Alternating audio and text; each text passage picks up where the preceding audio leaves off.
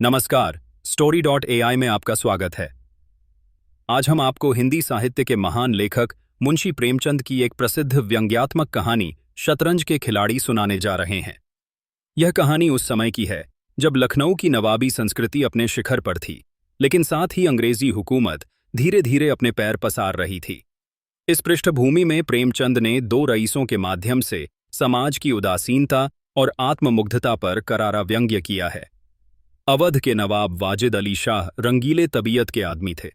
उन्हें तख्त से ज्यादा ताज और ताज से ज्यादा तमाशे में दिलचस्पी थी। उन्हें प्रजा से ज्यादा अपने शेरो शायरी, संगीत और नृत्य से प्रेम था। जब अंग्रेज लखनऊ को हथियाने की योजना बना रहे थे, उस समय नवाब साहब रक्स की महफिलों में खोए हुए थे। इसी लखनऊ शहर में दो रईस थे, मिर्जा सज्जाद अली और मीर रोशन अली। दोनों को शतरंज का शौक ऐसा था कि दिन रात उसी में मग्न रहते। दुनियादारी से कोई वास्ता नहीं, घर परिवार की परवाह नहीं, बस शतरंज की बिसात और चालों की गूंज। मिर्जा और मीर साहब की दोस्ती बचपन से थी, लेकिन शतरंज की बाजियों में दोनों एक दूसरे को नीचा दिखाने का कोई मौका नहीं छोड़ते थे। इन दोनों के घरों में कलह मची रहती थी। पत्नियां ऊब चुकी थीं। मिर्जा की बेगम अक्सर ताने देती कि ये करक किए ते तापा। अगर मैं शतरंज की बिसात होती तो शायद मिर्जा साहब मुझ पर भी नजर डालते। गुस्सा में की किसायते भी थी। जब अंग्रेजी फौज लखनऊ की ओर बढ़ रही थी और हर तरफ अफरा तफरी का माहौल था, तब भी मिर्जा और मीर साहब अपने खेल में लीन थे। उन्हें यह भी खबर न थी कि देश पर क्या बीत रही है। उन्हें बस चिंता थी कि अगली बाजी कौन जीतेगा। आखिरकार जब हालात इतने बिगड़ गए कि घर से निकलना पड़ा, तो दोनों ने शहर के बाहर एक सुनसान बाग में डेरा जमाया और वहीं शतरंज की बिसात बिछा दी।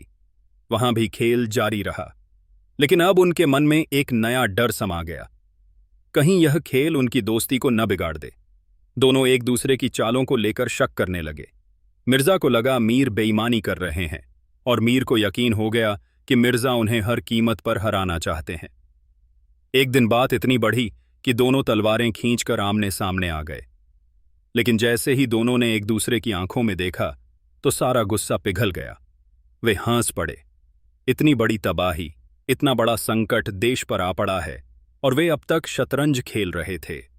कहानी एक करारा व्यंग्य है उस वर्ग पर जो अपने आराम, शौक और व्यक्तिगत अहंकार में इतना डूबा होता है कि उसे देश और समाज की परवाह नहीं होती।